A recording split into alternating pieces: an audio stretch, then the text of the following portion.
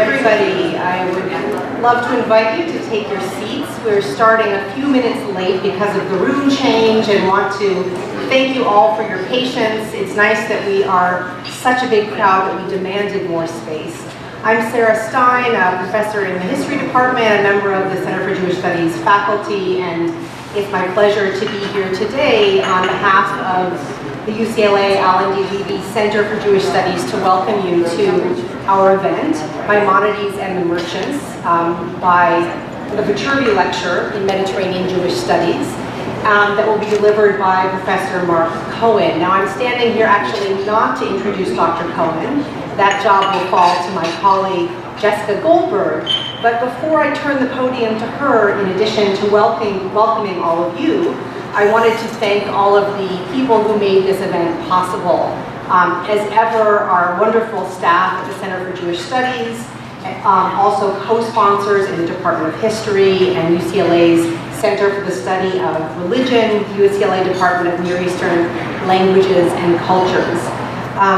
It is my pleasure, before we turn the podium over to our Viterbi lecturer for today, to introduce you to my colleague Jessica Goldberg, Associate Professor of History at UCLA, who studies medieval trade and business and industry in the Mediterranean basin, in Christian Europe, and in the Islamic world, like our guest for this evening, crossing cultural as well as geographic boundaries.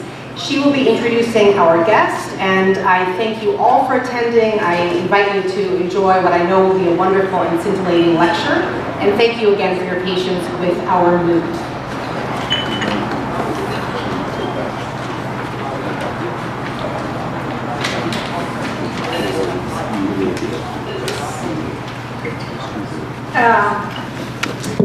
Good afternoon, and like Sarah, I just want to welcome you all here today for the Viterbi lecture, and to also express how grateful we are to the wonderful staff at the Leve Center for making all of the arrangements today, in particular making it possible for us to be in this new venue to accommodate you all,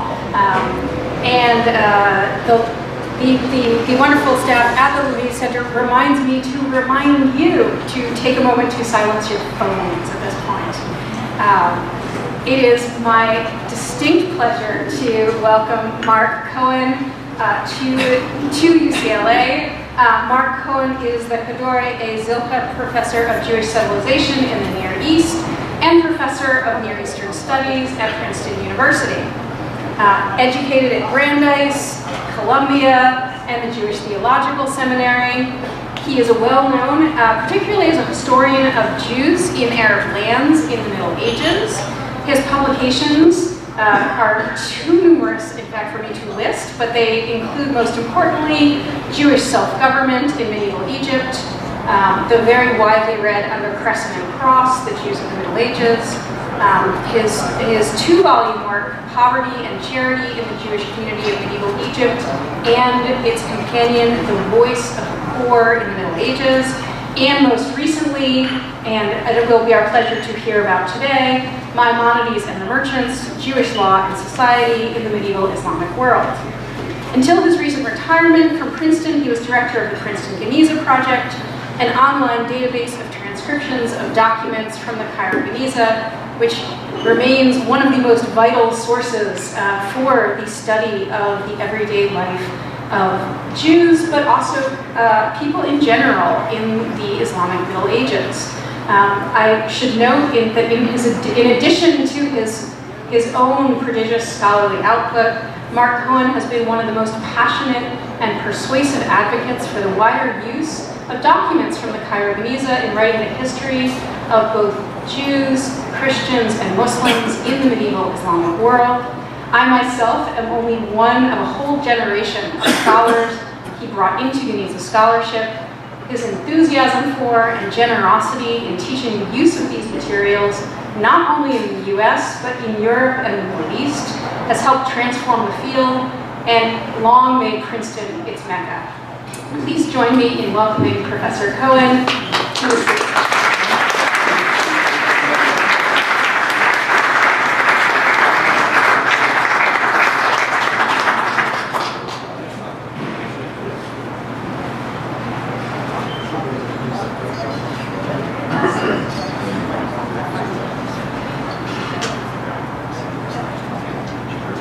Well, it's a pleasure to be here.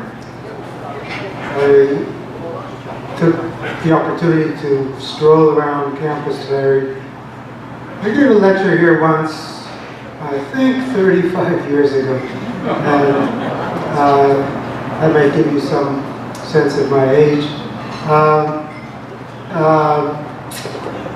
I should add what Jessica admitted. I am an emeritus professor at Princeton, which means I have great honor.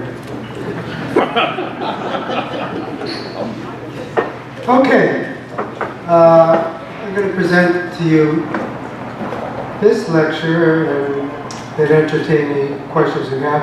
I want to make sure that everybody hears me, that the microphone system is working well. Good. Okay. Now, the research underlying this talk began unexpectedly with my study of poverty and charity in the Jewish community of medieval Egypt. I discovered, when writing that book, much to my surprise, that several rulings about charity in Maimonides' 12th century code of Jewish law, called the Mishneh Torah, rulings over which some medieval commentators had puzzled, could be explained by drawing on evidence from the famous Cairo Geniza depicting how charity operated on the ground. Now, the Geniza, just quickly to mention, for those who might not know, is a hoard of some 330,000 manuscript fragments discovered in the latter half of the 19th century, buried behind a wall in a medieval synagogue in Old Cairo. These Geniza tidbits include hundreds of merchant letters as well as legal documents about commerce and commercial relations.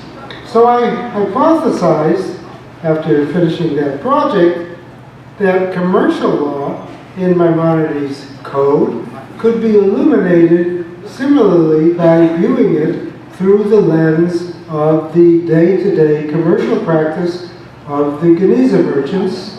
And in this paper, I will share with you one, albeit highly significant, example of my research results.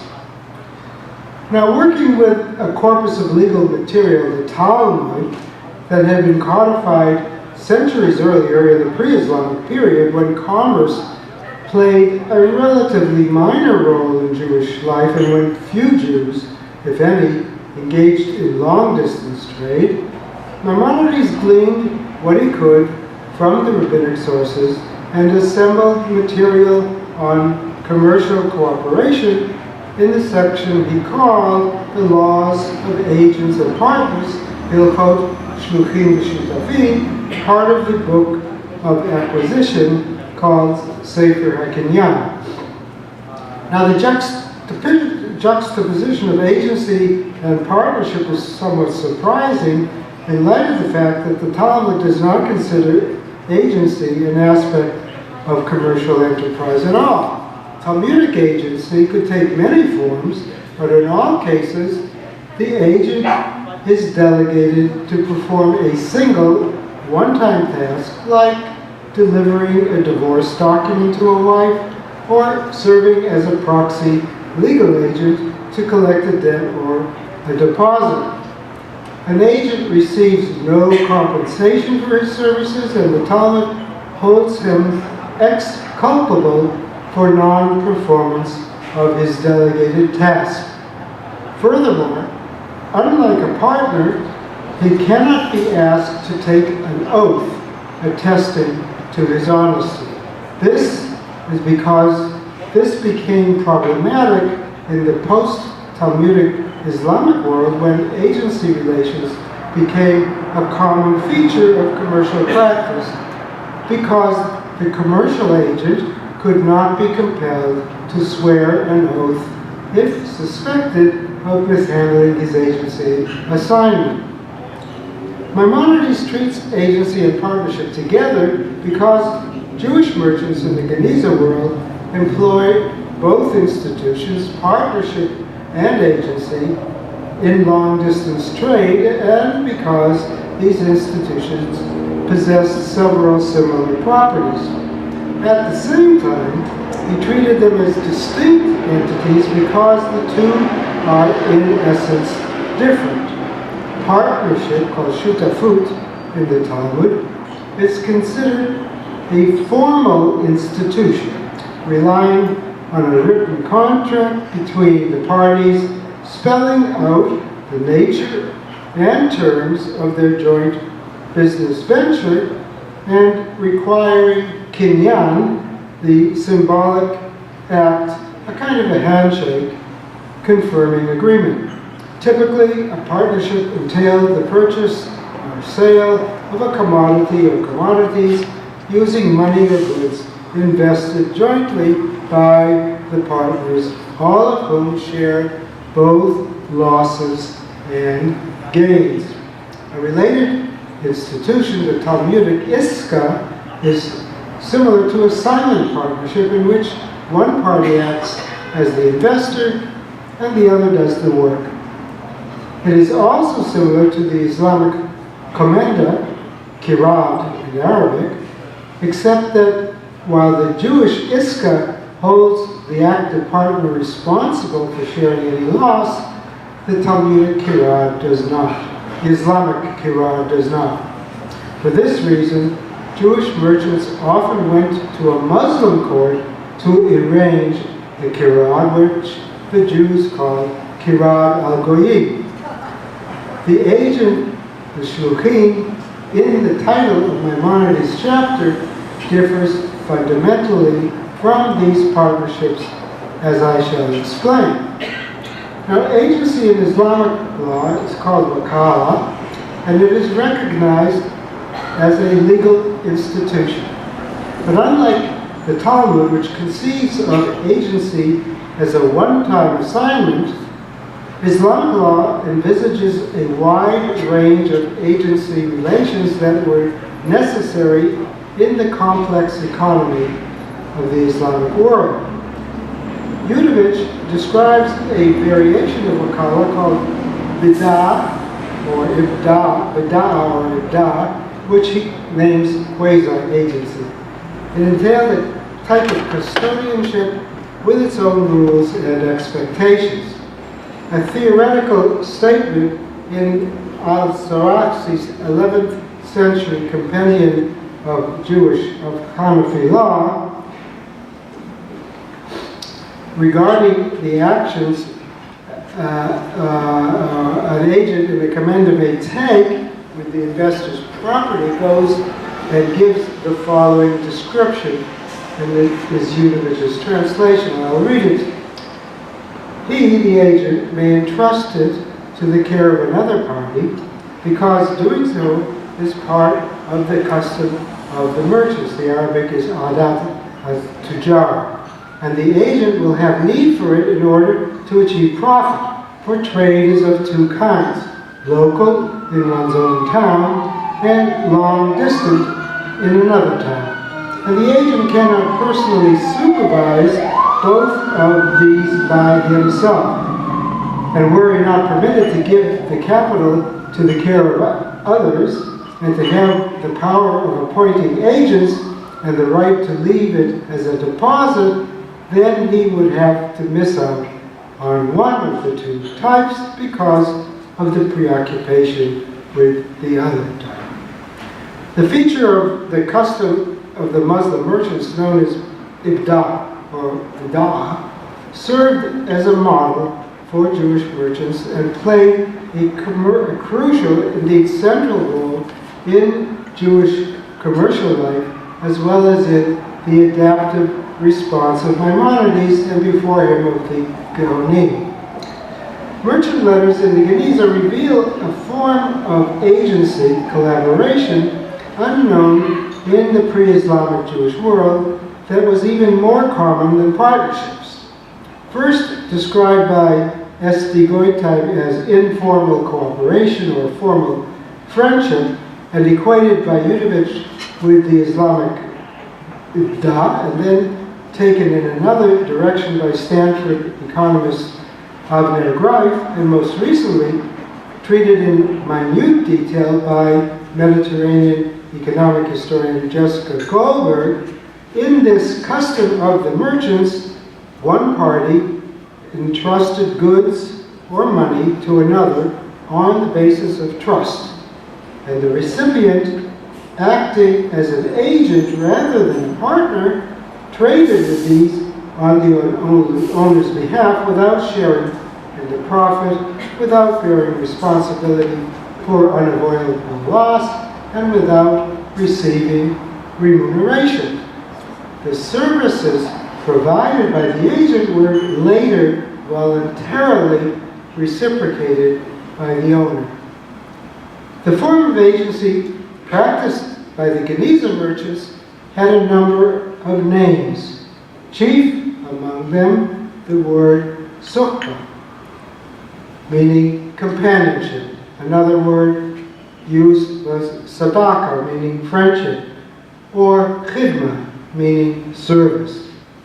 On rare occasions, it was even called bida'a, recalling the Islamic term. The agent counted on the fact that his friend would reciprocate similar uncompensated services. A sukhba between merchants could last a very long time, kept alive by alternating reciprocal commercial favors, and importantly, sukhba agency was normally arranged face-to-face or even by letter, not in court.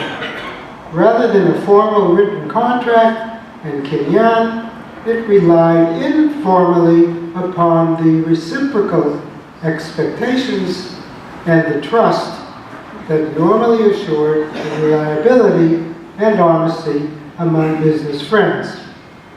According to the law of the Talmud, however, as a form of agency, the institution lacked the legal enforceability that other more conventional contractual arrangements could offer.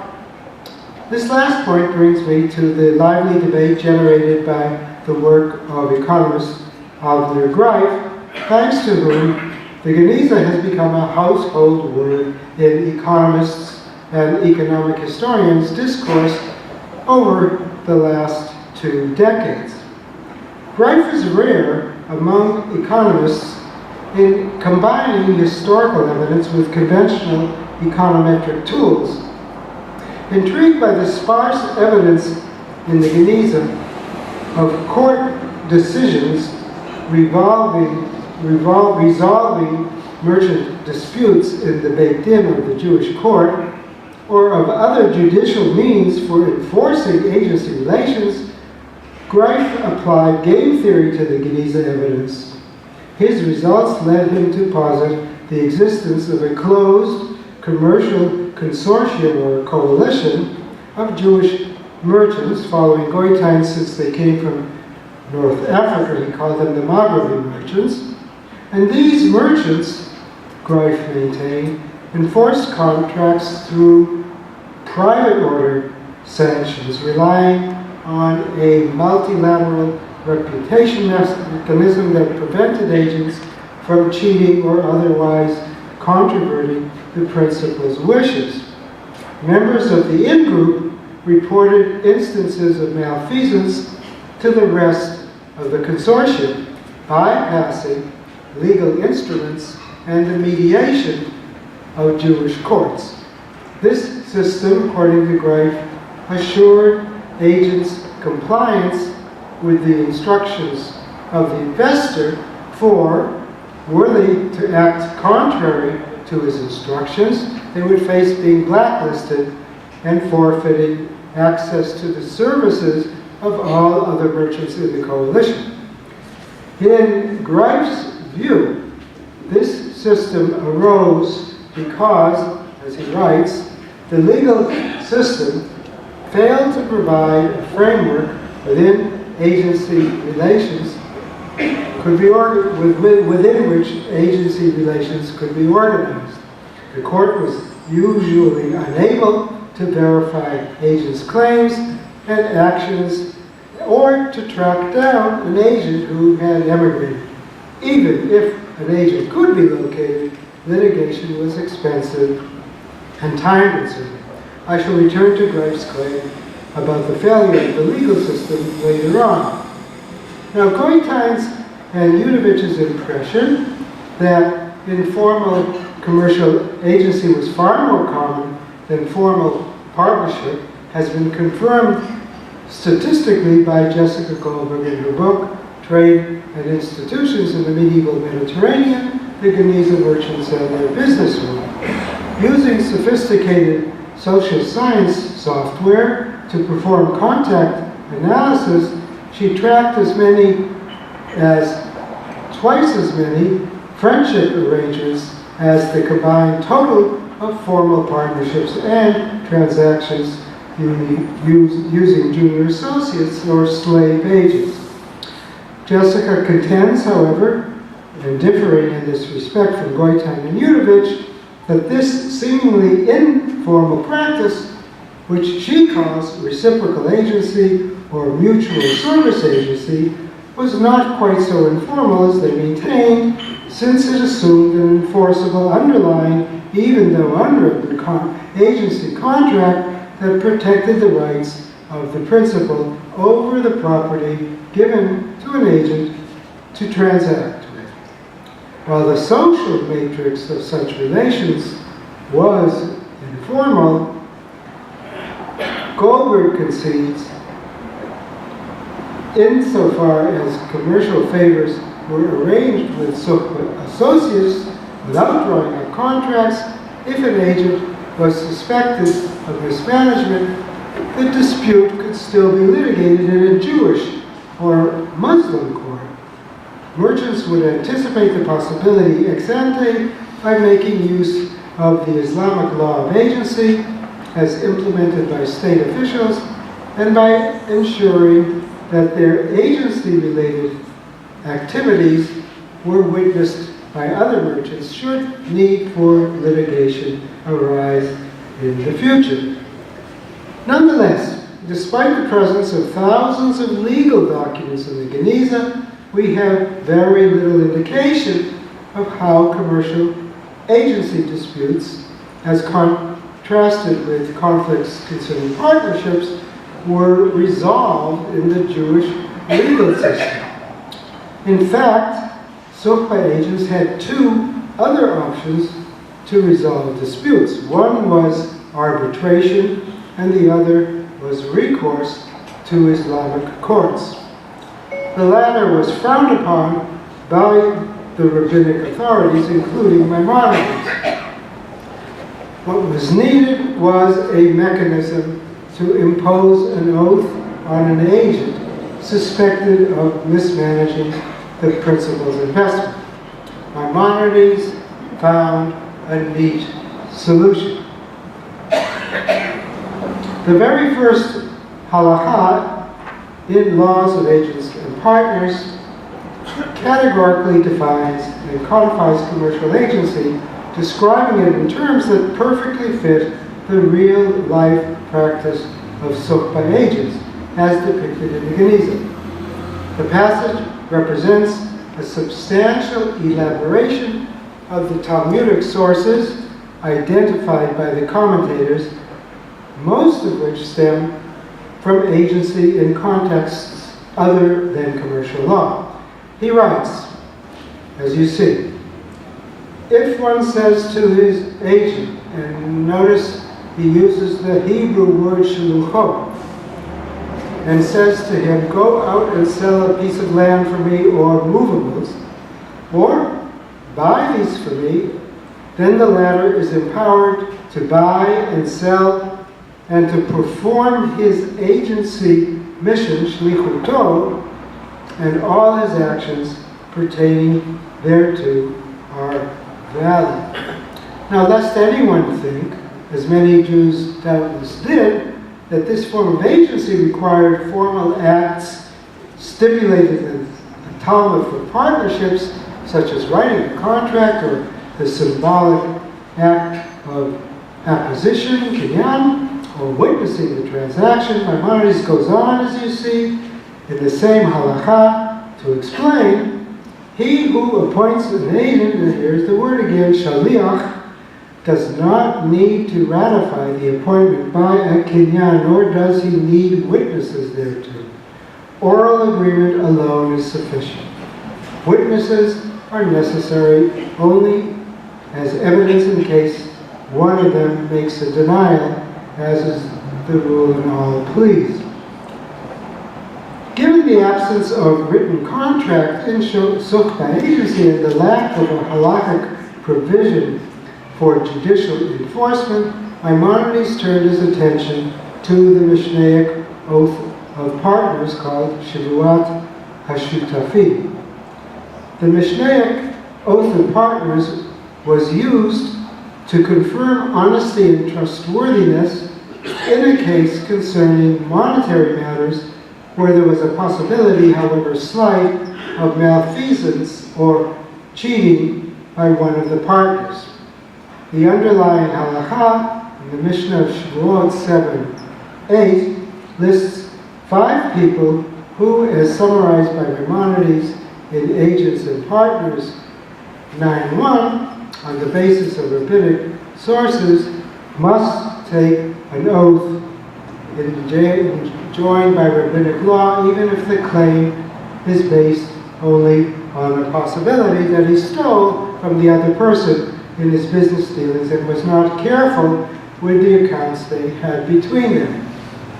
The 5 mentioned are partners, shutafim, sharecroppers, REC, the guardians of orphans, apotropim, and a wife who transacts business in the house when his husband goes away, and finally, a person called enigmatically the son of the house, Ben Habayit. What these 5 have in common is explained with lucidity by Maimonides. These are prone to reason that whatever they take from the property of the owner is rightfully due them, inasmuch as they carry out the business and do the work. The sages had provided, therefore, that they should be required to submit to an oath, even if the claim against them is based only on a possibility, in order that they perform all their work properly and in good faith. Tzedek ve'emunah. Now, who, however, is the enigmatic son of the house of the Mishnah? The Talmud in Shavuot 48b explains that he is not someone who frequents the home of the householder, literally walks in and out, but rather someone who hires and dismisses laborers and buys and sells produce for them, what we might call a farmer's foreman. Oaths, whether prescribed in the Torah or extended by the rabbis of the Mishnah, as in this case, the partner's oath, were considered extremely grave because of the widely held belief that perjury, which the all-seeing God would of course uncover, would bring divine retribution upon the individual and even upon the entire community. The Gonim stipulated that the oath of partners was to be administered with solemnity while holding a scroll of the Torah. If the person swore that he had not acted dishonestly, his testimony was accepted. If he refused to swear, those present would draw the necessary conclusions. Now, as I mentioned earlier, the rabbis of the Talmud were reluctant to impose an oath on agents. An oath assumed a certain measure of mistrust that could easily deter people from assuming agency tasks. The Geniza merchant and agent Ayash ben Tzedakah, writing in the middle of the 11th century in the Geniza letter, complains resentfully to his counterpart, the prominent merchant Naharai ben Nisim, with whom he had a sukhbah, about, quote, the oath which you have had me take. with the proliferation of souk by agency in the Geniza period, occasions for suspecting business agents of misconduct multiplied, and means was needed to assure agent compliance. Maimonides found those means by making an agent susceptible to the same exculpatory oath as a partner. He did this through an ingenious bit of hermeneutic exegesis, drawing an analogy between the son of the house of the Mishnah, as understood by the Talmud, and the commercial agent. He begins in Agents and Partners 9.4, adopting the Talmud's agrarian-based definition of the son of the house, repeating its language verbatim. This person, like a true partner or a sharecropper, is required to pronounce an oath while holding a holy object if suspected of dishonesty. In the very next halacha, 9.5, Maimonides extends the oath of partners by analogy in a new direction to include commercial agents.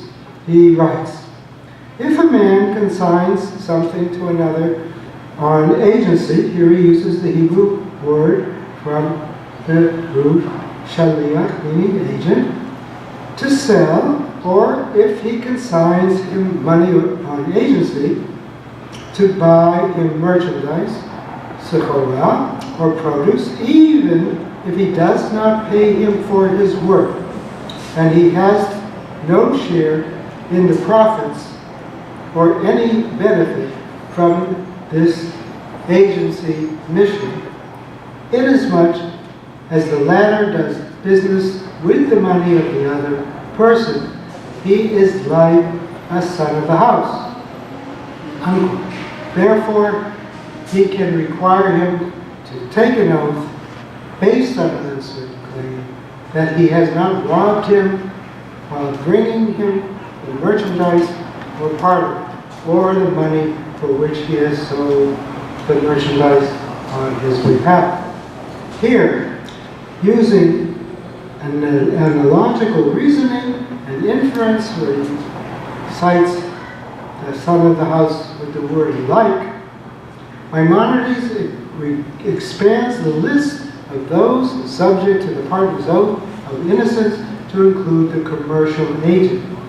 Now, apart from the analogical marker of like, a subtle change of language signals this move. Whereas in the previous halacha 9.4, as in the Talmud, Maimonides understands son of the house to be an agricultural employee who buys or sells paid produce. Halacha 9.5, this one, describes him as an agent who receives money to buy for him merchandise or produce. He has the word merchandise, sechorah. Moreover, the agent performs his assignment without compensation, even if the owner of the property does not pay him for his work, and he, the agent, has no share in the profits or any benefit from this agency mission.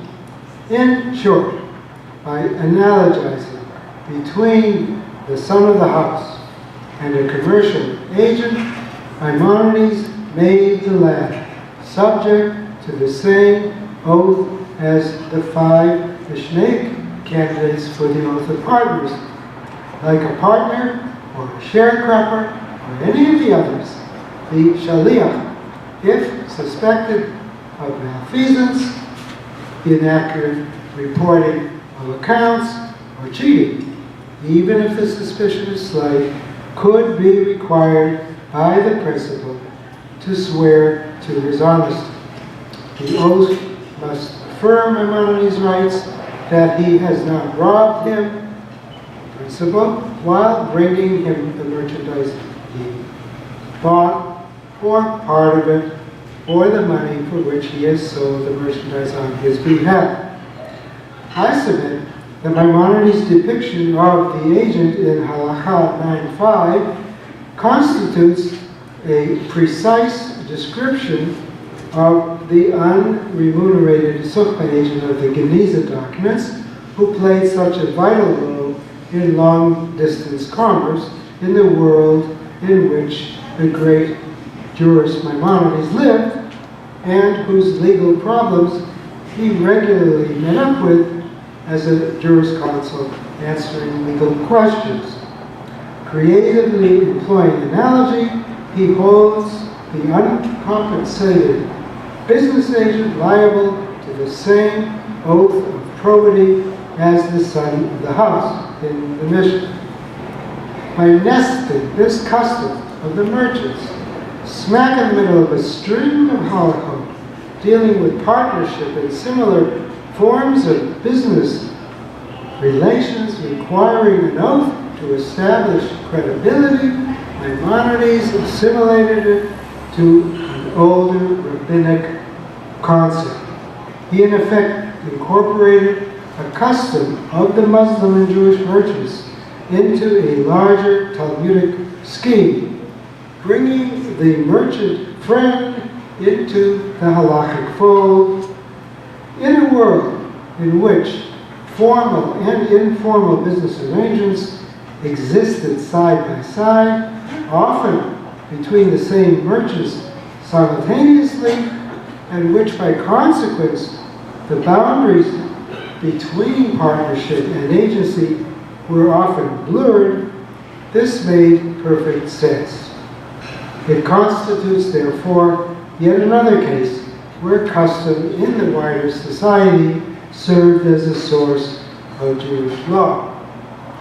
The oath, which had to be taken in a Jewish court, afforded a comparable and equivalent alternative to resolving disputes in an Islamic tribunal where there was no reluctance to impose oaths on agents, even on non-Muslims. Furthermore, the oath requirement added a Jewish legal deterrent to the restraining force imposed by the prospect of forfeiting future business favors by tarnishing one's reputation. In other words, we may say that Maimonides recognized and sought to solve the problem of what economists call contract enforcement inherent in a system of commercial agency that relied more on informal arrangements than on formal written contracts. In my book, I suggest that Maimonides was codifying a procedure that had over time migrated from Islamic to Jewish legal procedure in form of an oath called in Arabic al-Yamin al-Ada al-Amana, the oath on fulfillment of the trust. He sought to Judaize this legal transplant from Islam to give it legitimacy within the halakha and use it to enable Jewish courts to enforce informal, unwritten contracts on reciprocal agency. The system that, as Goita, Yudovich, Greif, and Goldberg have all described, was employed ubiquitously by the Geniza merchants. In Maimonides' opinion, enforcement by the Jewish judiciary was preferable to what economic historians like Greif call a private order system, one in which merchants, not judges, and the courts enforced obligations. This legal transplant migrated gradually and fitfully. A passage in Saadia Gaon's 10th century book on deposit, in which the Gaon treats mutual service agency as an aspect of the Jewish law of bailments, represents an early attempt to accommodate reciprocal agency within the Talmudic scheme without resolving to an Islamic model. The appearance of the oath on fulfillment of the trust in a famous lawsuit against an agent in the India trade at the end of the 11th century constitutes another clear-cut application of the institution in a dispute over agency relations.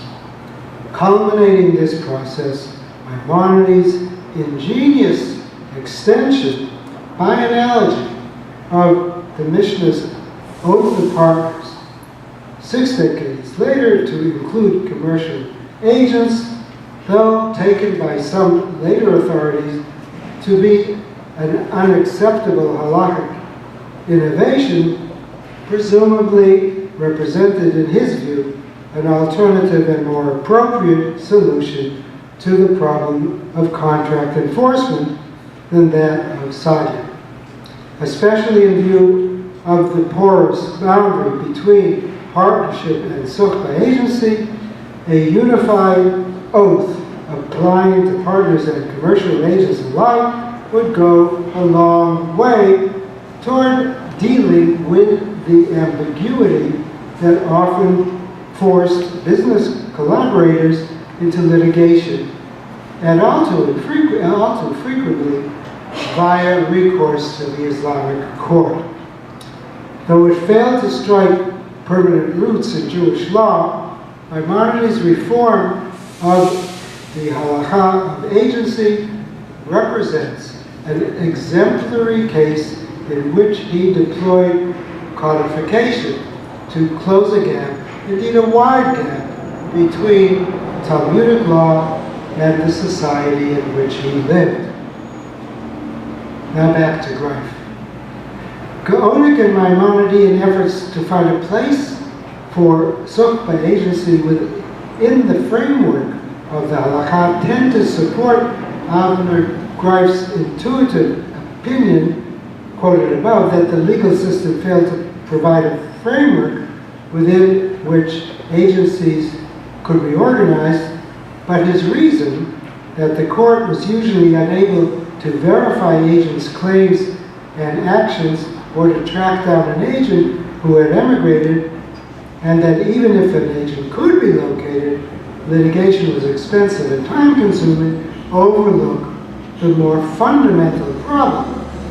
Mutual reciprocal agency was simply unknown to Jews before the Islamicate commercial revolution. Pre-Islamic Talmudic law had no mechanism to deal with this type of business collaboration. Jewish merchants might settle their differences out of court through arbitration, or they might bring their dispute before the Jewish court if, in the absence of a written contract, they could summon witnesses to testify. They also had the option, which evidence suggests they regularly exercised, to seek resolution of arguments over agency relations in an Islamic court. There, even with the associated court costs, commercial agency, ibda, the Islamic counterpart of sukhba agency, constituted a recognized form of commercial collaboration, and there, in the Islamic court, a defendant's oath was considered sufficient to establish his innocence in a dispute between non-Muslims, and even between a Jew and a Muslim. These reasons, among others, would seem sufficient to explain the near total absence in the Geniza of Jewish court documents containing legal judgments, which is what led Greif, using econometrics, to propose his ingenious hypothesis and solution in the first place. If Jewish merchants relied on reputation and trust to assure agent dependability, as they most certainly did, we should understand this as a response to the shortcoming of Talmudic commercial law that caused Jewish traders to resort to Islamic courts or to resolve disagreements through arbitration, a shortcoming that Maimonides, as we have seen, attempted to rectify by extending the oath of partners to the Sukhva agent. Thank you.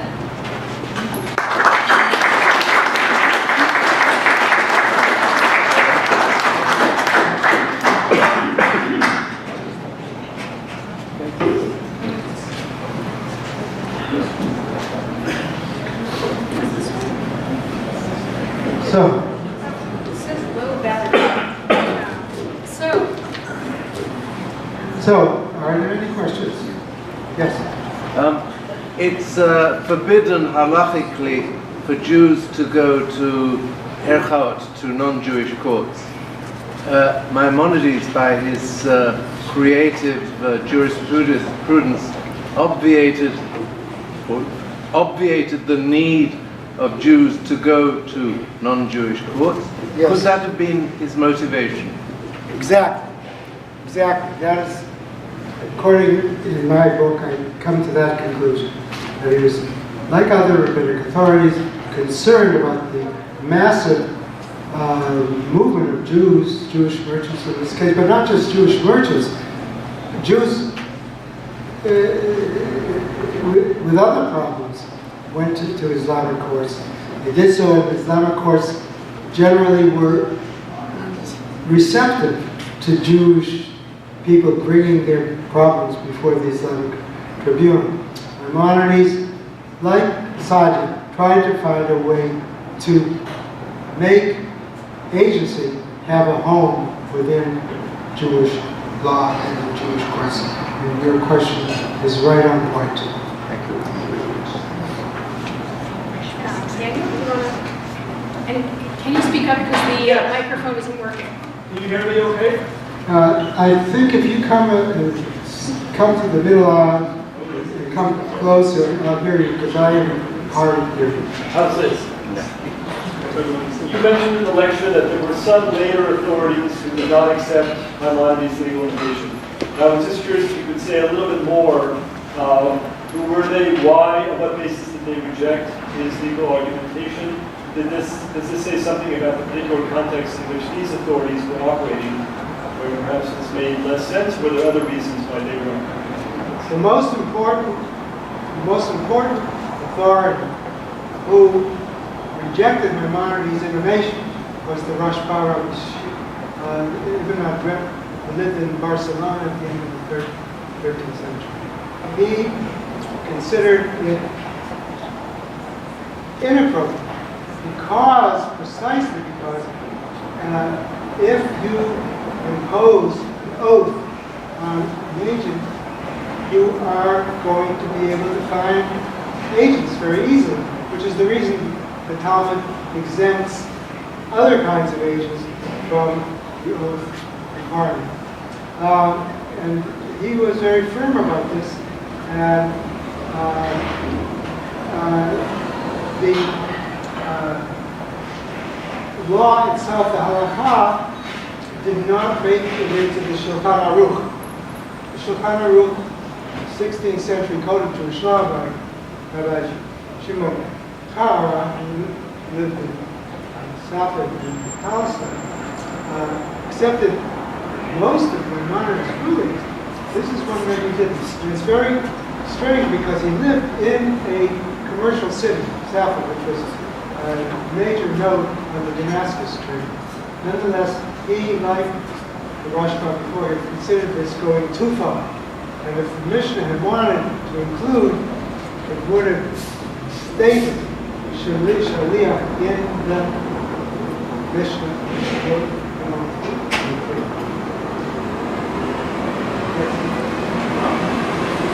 You're making a distinction between the Beit Din. Can you use the microphone, please?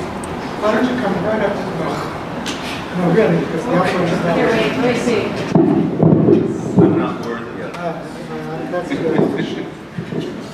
You made a distinction between arbitration and the Beit Din. Is that true? And if that's true, it seemed you blurred the barriers between them, you know, the margins between them. If so, how did the arbitration work? Or who was doing the arbitrating?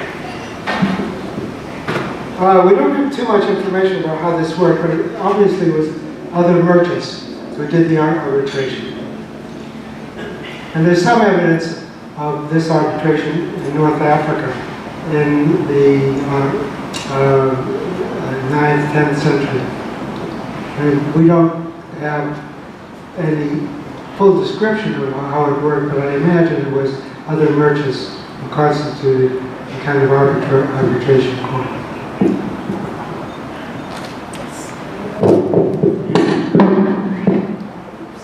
Oh, even better. Okay. I'll do that. Mark, you can stand in the front. I will. Okay, here we go. Would the global trade at this juncture in history have caused this whole situation to kind of become to the point where you had mass changes of internets, of Jewish trade people as far away as India or China, in other words, the Mediterranean and beyond, that was causing this to become a complex problem because of the manner of moving not only commerce, but to facilitate the funds to handle this, creating an agency, say, in what we might call New Delhi today, where maybe the owner was in Fusca, or even in Spain or something. So was this kind of right? Yes. For the understanding, I guess is my question, because of the global trade. Precisely. And this is a phenomenon that Muslims practiced earlier than Jews. But when Jews came under Muslim rule, they began to practice this international trade. And we have in the Geniza documents concerning the India trade, a period, 11th and 12th century, for which we have no other documents about the India trade. So the Geniza is the main source for the India trade in the 11th and 12th century. But you're absolutely correct. It was this huge explosion of international trade, long-distance trade, that made it necessary for Jews to find recourse when legal problems arose. And because Jewish law in the Talmud did not provide for such solutions, they went to Muslim courts or they arbitrated.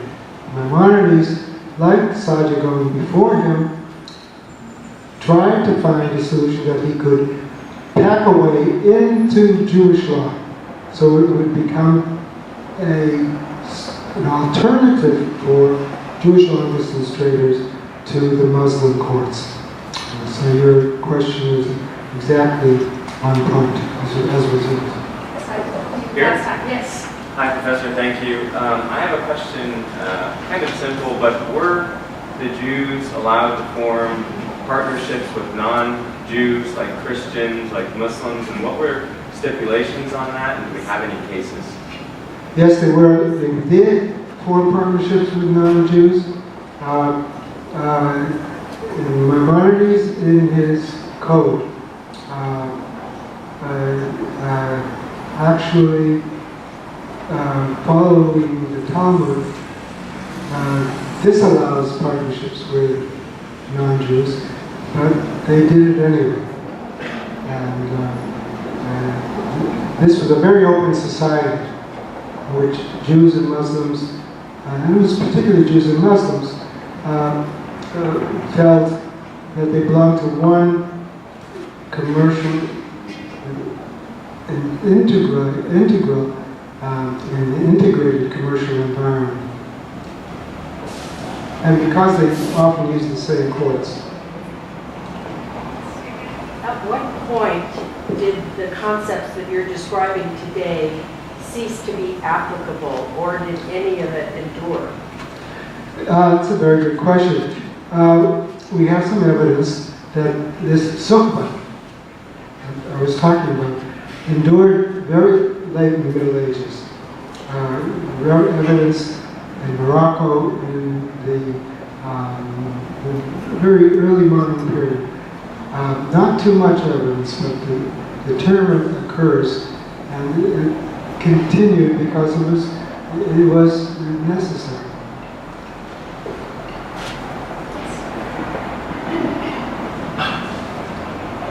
Do you think that Maimonides acted the way he did with strength and going forward? Do you think that that might have been influenced by his intimate knowledge and relationship with his brother, who was a world trader? And we know very, very meaningfully he supported Maimonides, and his death, David's death, on a trading mission, deeply, deeply impressed Maimonides. Yes, I have a section in my book where I talk about this. Maimonides, like other Jewish scholars, was a merchant. He arrived in Egypt with his family about the year 1165, and a Muslim younger contemporary describes him as dealing in precious gems. Precious gems were obtained in India. His brother was an Indian merchant, and Maimonides, in addition to being a merchant, although he spent most of his time doing other things, was intimately aware of merchant practice. Not only because of his brother, but because he received questions, Sheilat, rabbinic questions were submitted to him, as would be submitted to a mufti. In fact, in one letter, another Jew refers to him as a mufti. And so he understood merchant problems because they came before him in his legal capacity. And this was in addition to his activities, or his family's activities in the merchant practice.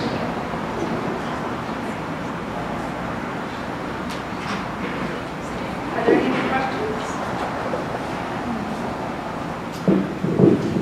Wonderful. Before I ask us all to thank Professor Cohen for his, sorry about that, for his talk, I realized that I forgot that on our calendar coming up next Tuesday at 12 noon, we invite you to join us in 314 Royce Hall for a book talk by my colleagues Leah Rosgall and Sarah Stein, who you met at the very beginning, for their book Colonial Tunisia from the Gutter Up, Minette of Sin Street Jews, Translation and Franco-Tunisian Literature. And let us, I hope you all join me in thanking Professor Cohen for that wonderful and informative talk.